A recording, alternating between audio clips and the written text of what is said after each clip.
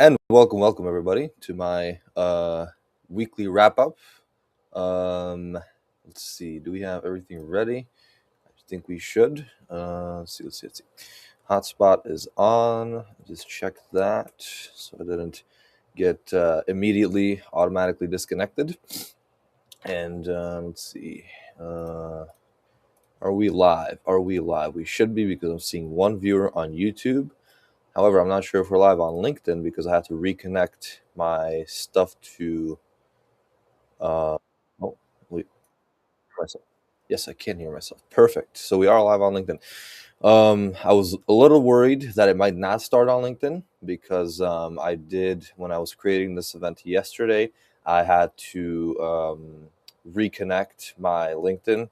It wasn't disconnected yet. It was just like, oh yeah, it's about to expire the access. So I did it, and I believe the last time I did it, not last time, 2 weeks ago when I did it, 3 weeks ago, trying to think. Probably the last time I did it was 3 weeks ago, and then after that, the stream just it didn't even start on LinkedIn at all, and it wouldn't start. There was some sort of connection issue or whatever. So yeah, so that was not great, but yeah, we are live. So welcome, Sunday, the day after Valentine's Day. Hopefully, everybody had a great Valentine's Day. Spent it with your loved ones and your spouses or girlfriends, boyfriends, whatever it was. And yeah, this week it's gonna be interesting here.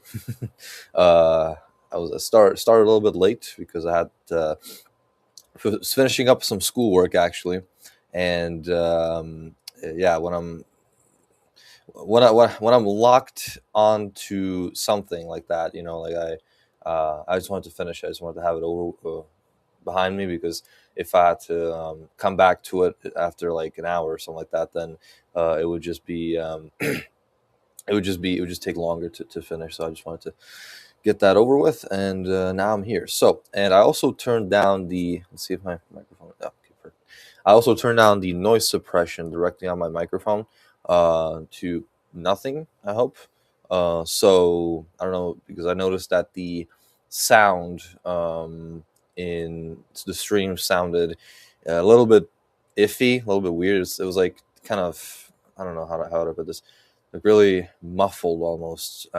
So yeah, I just turned on the noise suppression. So I would whoever's watching, I would like some feedback on how it sounds and if it sounds any different or if it doesn't, because next time if it doesn't sound any different, I'll just keep it to where it was.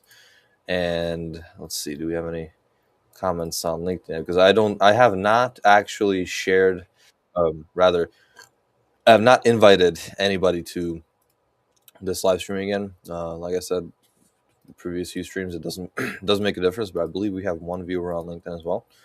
Interesting, but I I have a suspicion on who that might be. So probably not and probably not anybody external. Anyway, so yeah, and then what else did I want? What else did I want? I wanted, yeah.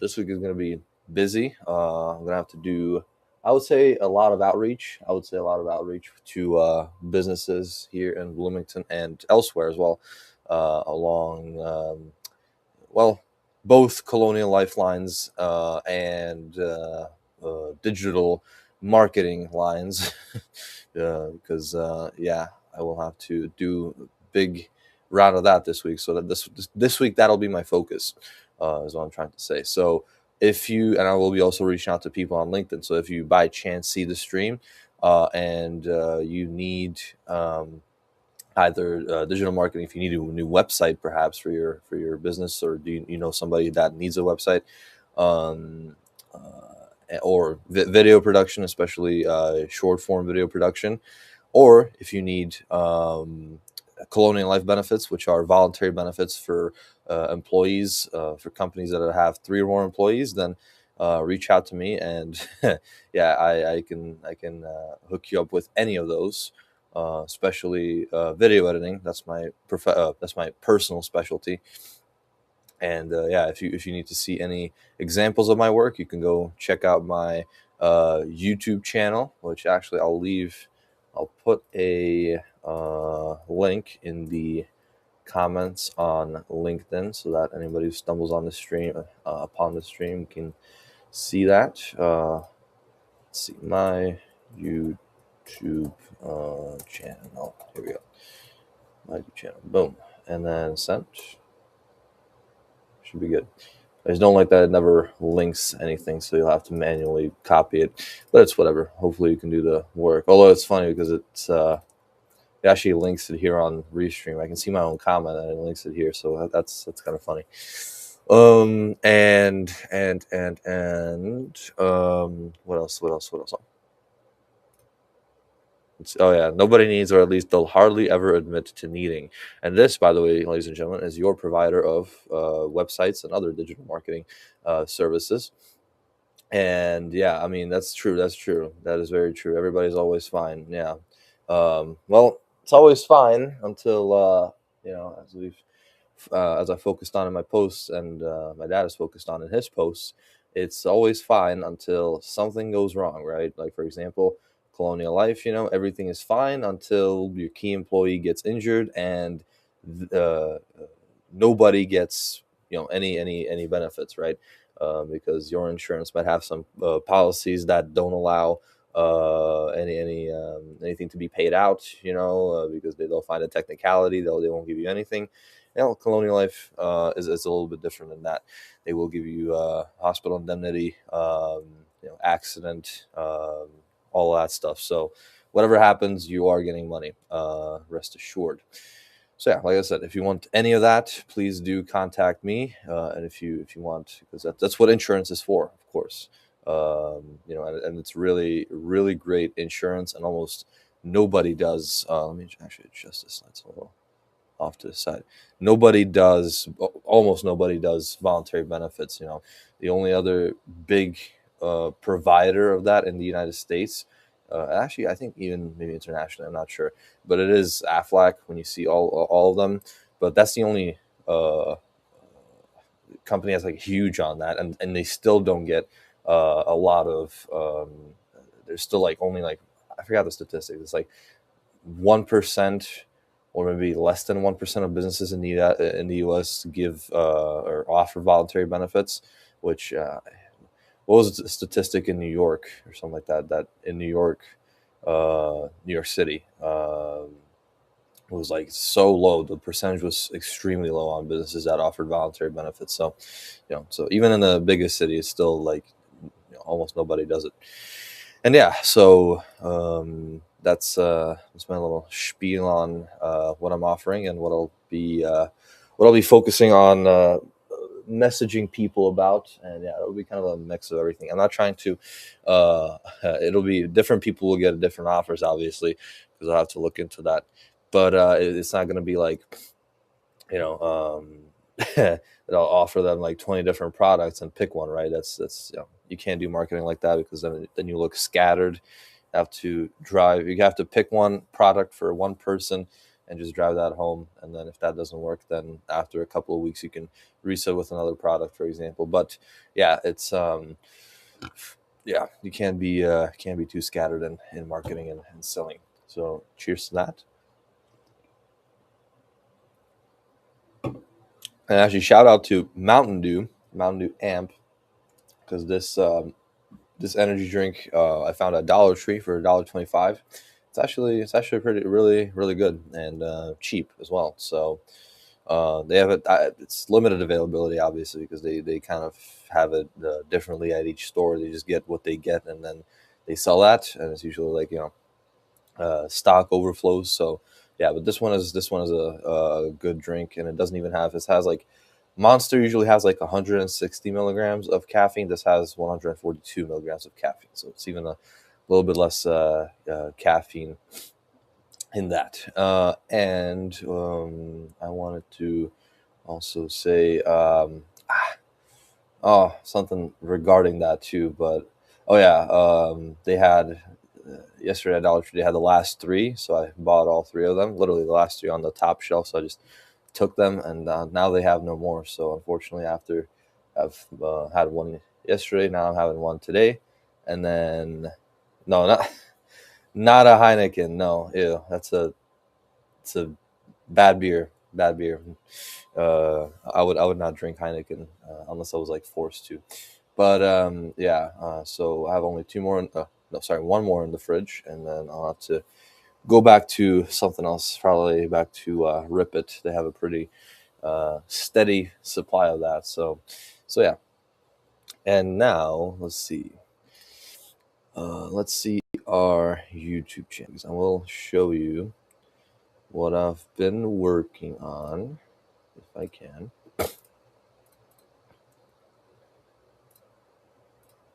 Yeah, but the last three Mountain Dews on a shelf made me very happy. Okay, let's see. So right now, progress. We have 1,054 subscribers, which is nice. And oh yeah, I'll talk about this actually. Share screen, channel content, boom. Oh, there we go. Perfect. But you cannot see me. Okay, yeah, of course. It always resets. New interfaces. Okay. Now you can see me. Although I'll have to just cover like a whatever. Okay. Here we go. So Elon Musk's vision, building a self-growing city on the moon, which is a very interesting thing. Because yeah, first he has another vision. He has two visions. He has a vision of AI data centers orbiting Earth, powered by the sun, which is just innovative. It's kind of cool. And then the self-growing city on the moon is also interesting. So innovative person, and we'll see how both of those go. Then of course my latest long form from last week. We trusted AI, now it's failing. Although, hang on, wait, why is it only February 9th? What was that? February 9th was Monday? Why is that was Monday? Oh, yeah, right, because I just realized, yeah, Sunday was Super Bowl. Sunday was the Super Bowl, which I didn't watch, and so I decided to schedule it. It came out early on Monday. I just realized why. Okay. I was wondering, like, maybe it glitched out, but no, that's correct actually. So yeah, this is that was my video, and it was the final episode of my artificial comfort series, and I basically just asked a lot of questions. I uh, didn't go too deeply into them because it was just more so a philosophical video. And yeah, so go check it out. It's been, I believe it's the most successful of that series. Yes, indeed it is. Wait, here. That was the first episode, second episode, third episode, which was the second most successful, and then fourth episode. And then now, yeah, it has the best performance. I was happy about that as well. And then I don't know, it has 2 dislikes. Yeah, I won't. Can't please everybody, but yeah.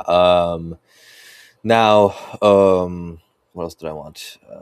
Yeah, today I'm going to be actually releasing another long form video because it's a Sunday, and so it'll be about. Let me see here if I can find this. But I saw this one mom's post on LinkedIn here. Her name is Melissa McKay, and like what she posted went viral on LinkedIn 1 month ago, I believe, or a little more than 1 month ago. And let's see here. This new post interface is like stupid. So let me show you the first thing that she posted. God, here we go. Oh, wait. I found. Here it is. Okay. Boom. Share this tab instead. Okay. And now, so yeah, she did this. Google emailed her 12-year-old son, almost 13-year-old son. This. Your birthday's coming up. That means when you turn 13, you can choose to update your Google account, get more access to apps, customize your Google account, and basically children decide when to stop supervision. Children over 13 or the applicable age in your country who had supervision added to their account or updated account can choose to stop supervision. So yeah, and then she explains like what it is. You know, it's telling the kid that they are old enough to graduate.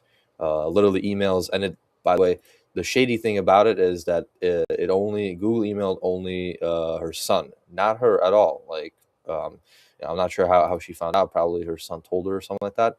But yeah, call it what it is: grooming for engagement, grooming for data, grooming minors for profit. Yeah, because and I'm making a video about this. I guess I'm not going to go too deeply into this. I'll just show you what it's going to be about, when it's going to be centered about, centered around, and yeah, it went viral. Clearly, I'll show that. And yeah, based on that, by the way, actually, in the next few days, what was this? Oh yeah, I think yeah. Well, that was fast. 12 days from post to policy. And can we move on to fixing? Oh, this was different.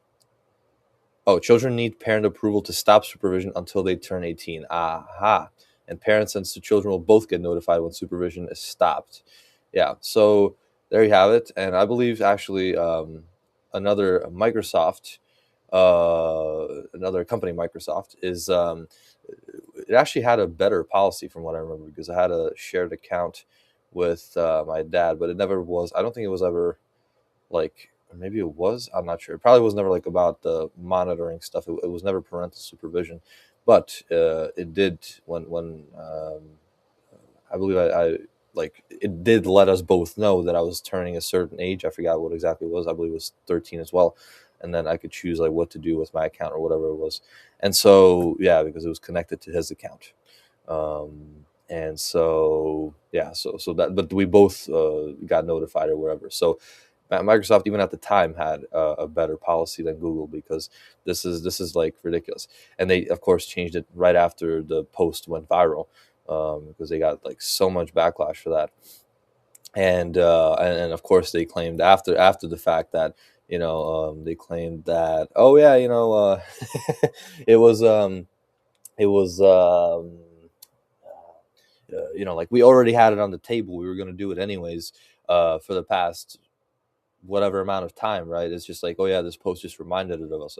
Yeah, sure. They're just trying to save face, because they knew what they were doing at this point.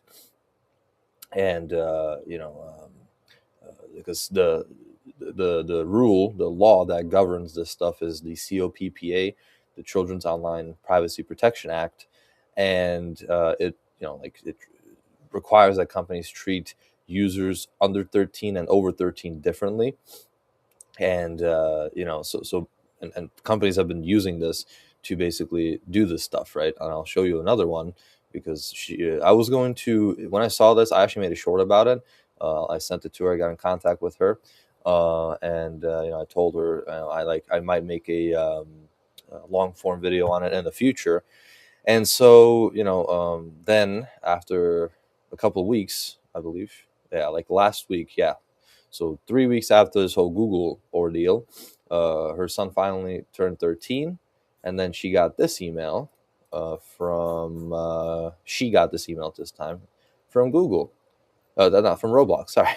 And it kind of went half viral, or it got about a quarter of the engagement the last one did. But yeah, still a lot of reactions.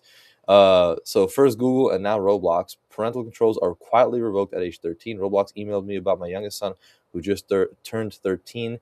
And basically, it just, and I was surprised about this. I thought it was like, given choices. No, you are receiving this email because the age on your child's Roblox account is now 13 years or older. You will no longer be able to manage your child's privacy settings. In most regions, spend and screen time limits will no longer apply, and you will not be able to block users and experiences on their behalf. In addition, you will no longer receive spending-related notifications unless you explicitly opt in. Of course, right? Unless you explicitly opt in, because if you don't opt in, then if the kid spends $500, she won't know about it, and guess who profits from that the best? And then we encourage you to discuss spending guidelines with your child. Now, that's a line that's just absolutely ridiculous.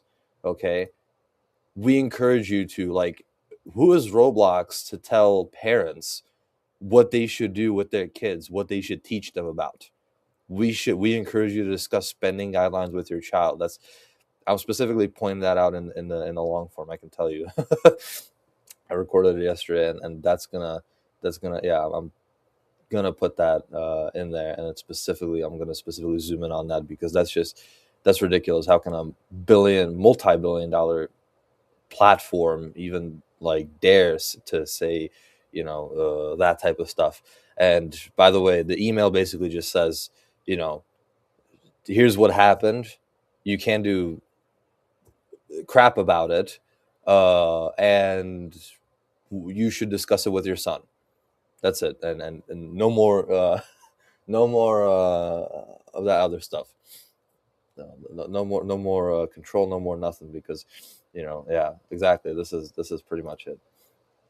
You'll be 13 soon. We shall hone your soul. Yeah, uh, you'll be 13 soon. So we're gonna send you an email already. You can just cancel your parental supervision.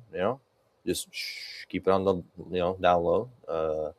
Don't let your parents know, and then because I'll explain in the video all of what that does, because I don't want to spoil the whole video, obviously, but how the companies benefit from that, what the incentive to have these 13-year-olds do this stuff, what the incentive for that is. And yeah, but I'm not gonna accuse anybody in the video. I don't want to be too divisive on the live stream. Here you will hear it raw, but in the long, because not a lot of people watch this, but in the long form, I want to be a little less, I want to be a little less, how do I put this, uh, what's the word I'm looking for? I want to be a little less controversial, I guess. I don't know. Well, I like being controversial. It's just when you put controversy to the wider YouTube audience, a lot of people don't take it, and so they might just see it as a raw vent. But I kind of make it philosophical again. I ask plenty of questions, more so like, these companies, they're clearly trying to define what digital adolescence and digital adulthood is. Now, who gets to decide that? Who decided that? Like, are we okay as a society with major companies deciding what the age of digital adulthood is and stuff like that? Uh, is that okay developmentally? Has anybody looked into that? So a lot of these types of questions, and yeah, I don't have answers for a lot of them, but well, I mean, I have personal opinions about a lot of them. But if I were to share those opinions, then in comes the controversy and everything. Well, possibly, I'm not sure, because I hope that most people would believe that like Roblox telling a mom this, we encourage you to discuss spending guidelines with your child, that's a little ridiculous. That's just like extremely just. I'm still like shocked that Roblox even said that, because they don't know who she is. No idea. They don't know. They never know who these people, who any of the people who they email are. Just like a mass email to all the parents whose kids turned 13. It's just like, oh yeah, you can't do anything about it. It just happened, and we encourage you to discuss spending guidelines with your child. Like, that's unbelievable. It's completely unbelievable. Like I said, I'm not gonna say it like this in the video, but yeah, like that, yeah, exactly like this. No reason to get judgmental. Raising awareness by questioning is fine. Exactly, and some of those questions are like, with a little wink, with a little asterisk, right? Like, I already know the answer, right? And I could say it, and it'll be a heavy opinion, but I'll let you decide. And it's more like a very almost a leading question.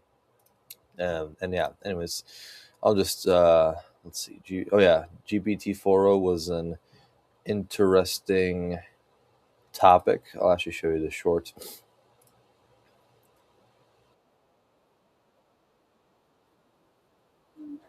Oh shush. Shut the F up. Okay, here we go. Stop sharing chest tab instead, and then let me pull the curtain down. Or up, or down, whatever. Here we go.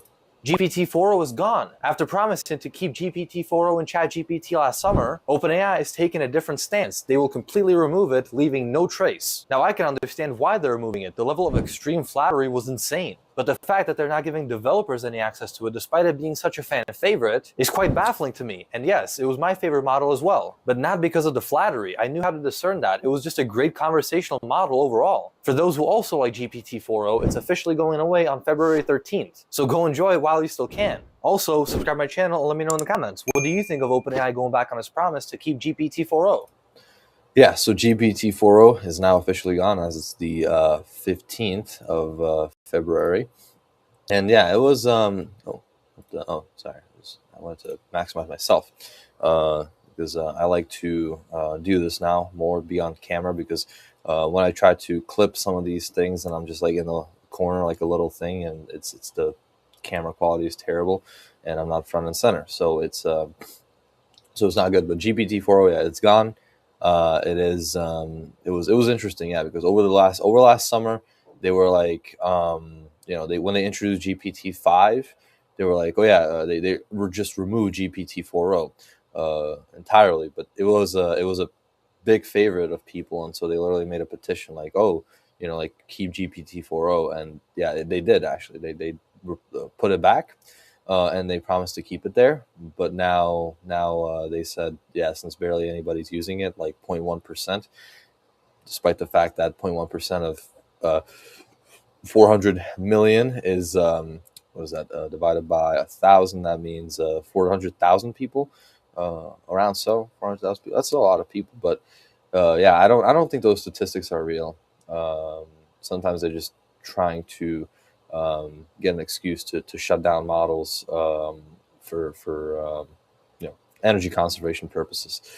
But yeah, it was a good conversational model, but now it's gone. So a lot of people were actually like genuinely, I don't know. I saw like stuff on Reddit. It was just people like being like raving about it, like almost completely like beside themselves, just wow. I was surprised by how much, like it was like, oh yeah, they had a friend in it, they had stuff like that. Now I did not, like when I address it, I don't say him or her, or I don't take it as a person. Never. Do not ever start thinking that AI is a person. It will never ever ever be a person. It's always going to be 0-1 based, computer based, programs based. Even if when it turns into an android, right? Like I always like to bring up Data from Star Trek. Then yeah, he's still an android. He's still mechanics. It's not, mostly not any biological components and stuff like that, right? Like sure, hair and whatever, but all of that is on a computer basis. So you even had someone comment that they're part of the 21%, and so now they canceled their subscription. Yeah, oh yeah, really? Oh yeah, I just realized I didn't respond to these. Whoops, that's my bad. I will remedy that soon enough, but I have today's a busy day, so for it to come back, people got to complain like they did before. More people complain, got to force their hands to bring it back. They did actually. There was more people that signed that petition, but unfortunately, they didn't care. And then somebody said, "Yeah, I canceled my subscription because of this news. The GPT-5 is dumber than any model I've seen." I can sort of agree with that. Yes, it repeats words, doesn't understand what I want, messes up my code, isn't creative, and its communication skills are poor. The 4 is far superior. Yeah, I'm not sure why that is, honestly. And they overloaded GPT-5 more. GPT-4o was more compact. However, it also had behavioral issues, like we saw with the extreme flattery, and a lot of people don't know how to recognize that. So, oh yeah, my subscription was for the release of the 4. I'm so disappointed that I've lost a partner in my work and project. I hate being forced to use something I'm not comfortable with. Now that the 5 is available, there's no difference between it and other companies' models. Yeah, I tried out Grok now. It's also pretty good. It is usually pretty uncensored, so You can talk about it with you can talk with it about basically anything. It's just a little. I think the context window is way smaller than like GPT-4 or GPT-5 or Claude. Then Claude obviously is also a pretty good one. That's really good for coding. So I will actually probably, because he mentioned code, I will actually recommend Claude for him because Claude is just exceptional with code and it can write a crap ton of code in one go. And so, and I believe it costs, what is it, $20 a month, the same price as GPT Pro. So Chat, what is it, Chat GPT Pro plus whatever the f the name are. But yeah, so I'll definitely recommend him Cloud because it costs the same and it has so much more. I think it has a lot of capabilities. It can create even a Word document for you. Well, actually, ChatGPT can create a Word document for you as well. But that can Claude can simulate. Literally can make you a website, at least like a shell, basically, and it can what's it called? It can simulate it. It can simulate the functionality. It has its own like where it can run in the background. Um, it's like a whole API thing. It's really really good, and it also has a huge context window, like just a giant one. Like the chats can run like really really long, and I forgot how long. It's like uh, yeah. Let me actually search that up. I'm curious about it now. Claude AI context window. How many tokens is it? 200,000 token. So I'm not sure if this is all across this cloud. 3.5 and 3.7 Sonnet. Yeah, so this is outdated. I'm not sure how the 4.5 is. Oh yeah, here it is. In the latest one, the Opus 4.6, in beta, they had a 1 million token context window, which is 200,000 tokens is about 150,000 words or 500 plus pages of text. 1 million would mean 2,500 plus pages of text. So, like I said, an insane context window, and it can context window means that if even if you are like, for example, 1,000 pages in, it'll recall anything that you mentioned in the first few prompts, basically, right? Or what it said in the first few prompts. So it's very useful and it's very good for especially coders, and it remembers all the instructions, and it's just like it doesn't need to be reminded constantly. So yeah, here we go. Reason is tech development. Windows is also good, but only every other version. Yeah, Windows 10 I liked. Windows 11, it's just I almost feel like just an adaptation of Windows 10. It almost feels like it's the same. There might be some differences, like especially cosmetic, but that's the only thing that changed, really. Like it reminds me of this image. Hang on.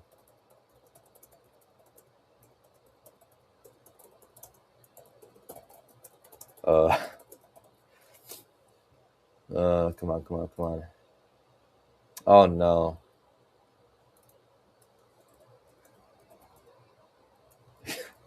Where is this? I.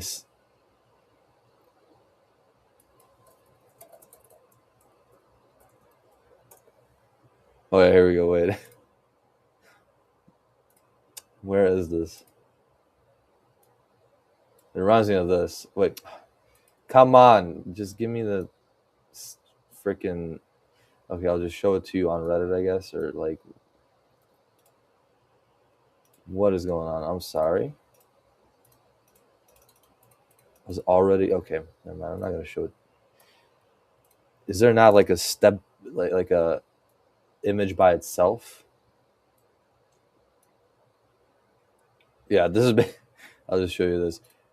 This is basically uh, the progress that was made in from Windows 10 to Windows 11. Let me show you really quick. Share this tab instead, and let's lower the screen. Yeah, this exactly. Before, after, literally. That's Windows 10 on the left, Windows 11 on the right. That's how it feels for me. And I've used Windows 10 before that for years. So, um, Yeah, so Windows 11 just feels the same, literally. Just yeah, just looking a little differently, the coloring specifically. Yeah, but anyways, let's see. Oh yeah, so maybe wait, I just saw the. Oh, here we go. So ChatGPT 6 will be great again. It depends, yeah, because if they, because that was an issue that I think I mentioned in my last video that AI cannot keep getting better, especially not text based models, because it's just uh, there's way more AI generated text on the internet now, and therefore it's just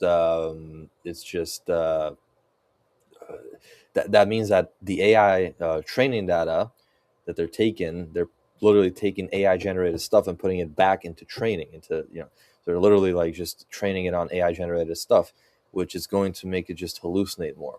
So now it might not be better, it might be better. It depends on how they scale it or don't scale it, but I hope they recover, because it's just GPT-5 is bizarre. Yeah, like it can work sometime, but it's not all the time. It's like the Sex Panther of AI models. What was it? The quote, like 50% of the time it works all the time, right? Hang on,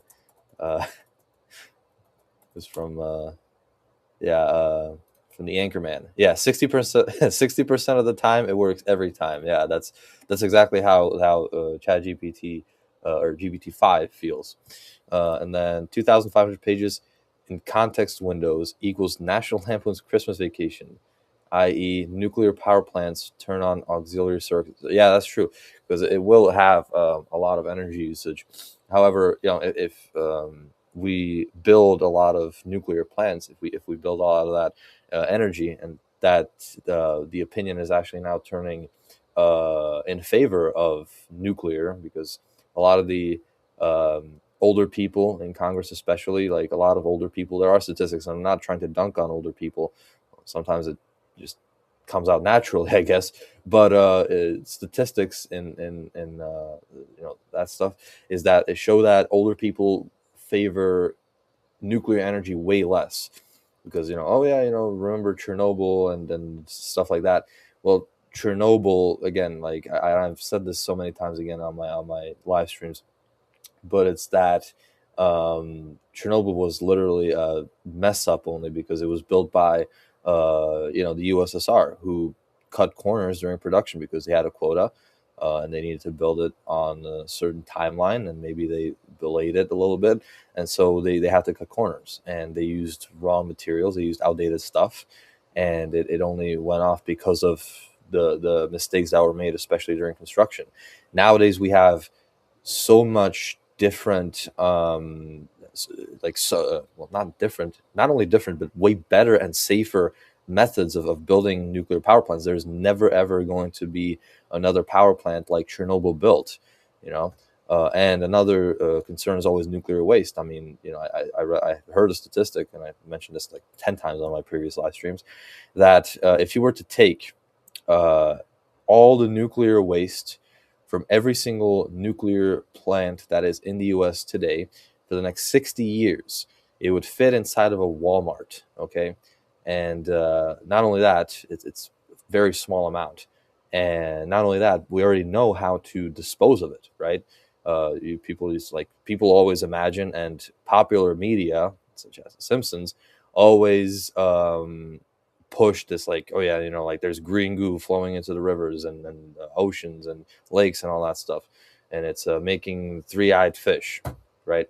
That's not what's going on. That's literally, it's just plain stupid, because it scares people. It scares people into thinking that this is actually happening, but it's not. What's happening is that they take the nuclear waste, they literally take it into a cave or whatever it is, or they have specific places where they have these, and they put it into a. Well, first of all, they encase it in concrete, steel, like all this material that'll not let any radiation flow out, and then they basically just uh, well, bury it, sure, like underground, but they put it in a pool of water and then bury it. So it helps cool it off, and then they just you just leave it there and wait for it to degrade. Yeah, wait for the half life to go through. Data corruption from the bad train data. Exactly. Yeah, that's what happens with when you put AI generated data back into AI. And then the folks in Congress who still believe email is high tech stuff. Yeah, those are the people that are deciding how the regulations and how many power plants we have. Because, for example, in China, they're putting a new nuclear power plant on the grid, like, every month, basically. Every it's a crazy pace, and we're so far behind. I saw, like, statistics that Germany literally, like, destroyed all their nuclear production, while China is going, like, it's like Germany was like this, right? China's like this, historically, right? And it goes, and then just like it starts like this, and just like crosses Germany all the way to zero, and China is still going above and above and above, and it's gonna keep going because they know they know that nuclear is good. And I believe that we would, even like with our material, with our regulations and safety, we would even be we would make them a little slower, but they would be way safer and have more quality, obviously. So, or maybe not obviously, but if you so some Chinese stuff is really well built, but then again, uh, then again, you have those what are they called, the tofu dreg constructions. I saw literally just a bridge just fell apart like paper. So that's one example of what's not well built, and I hope that's not like how a nuclear power plant is built. Right, that would be very, very bad. And so, yeah, so we need more nuclear power plants, and we have these people deciding how many power plants we have and the regulations for them when they don't have no clue on the newest stuff. So it's just, yeah. Nuclear power is a long story in and of itself. When Chernobyl was built, the tech wasn't there yet. Plus, the Russians breached protocols. All power plants built after 1980 are safe. Yeah, well, built after Chernobyl are definitely safe. Then 3 Mile Island, that was only like a partial meltdown. And the only reason why it went so viral, or why it was so popular, is because it coincided with the release of a movie. What was it, the China Syndrome or something like that, where a nuclear meltdown happened in the U.S. and everybody was like watching that, and then they saw the 3 Mile Island, so it coincided and created a big like upheaval, like, against nuclear. So, but again, it's just all popular media driven. And then the only exception is Fukushima. Problem there, though, wasn't the plant itself, but location on a fault line. No one would have approved in that location. So again, yeah, exactly. The Fukushima wasn't because it was wrongly built, or because it wasn't safe in and of itself, or that they used the wrong process or whatever. No, yeah, it was because it was just a giant earthquake. Like, that's Mother Nature. Like, you can't control that. So, well, you can control that, and by not putting nuclear power plants in places where there's where there's earthquakes. That's like putting it on the San Andreas fault line, right, where you have like giant earthquakes every month almost. So yeah, you don't want that, and we know these places, and it's just like there are, you know, already like locations where you can build them, but how long it takes to build one nuclear plant, it's a long time. In the U.S. now, it's like they're deconstructing some of them actually, but yeah, they what was it like? One nuclear plant on average in the U.S. takes 15 to 20 years to build, like a generation, literally. It's ridiculous. And then what was that? I made a video about this. The power nuclear power plant. I forgot where it was. I believe it was somewhere in Michigan. I want to say in Michigan, like right near a lake or whatever. They shuttered it, but then they had to reopen it because they realized, oh yeah, it's actually going to create jobs, and it's going to produce electricity for all these different industries that we have here. So they're now reopening a previously shuttered nuclear plant. So that's a step in the right direction. Next up, the 3 Mile Island. Also, that's actually, it's a kind of older news, like 2 years or whatever. It's being repurposed again. It's going to be built into a smaller nuclear power plant for I believe, who bought it?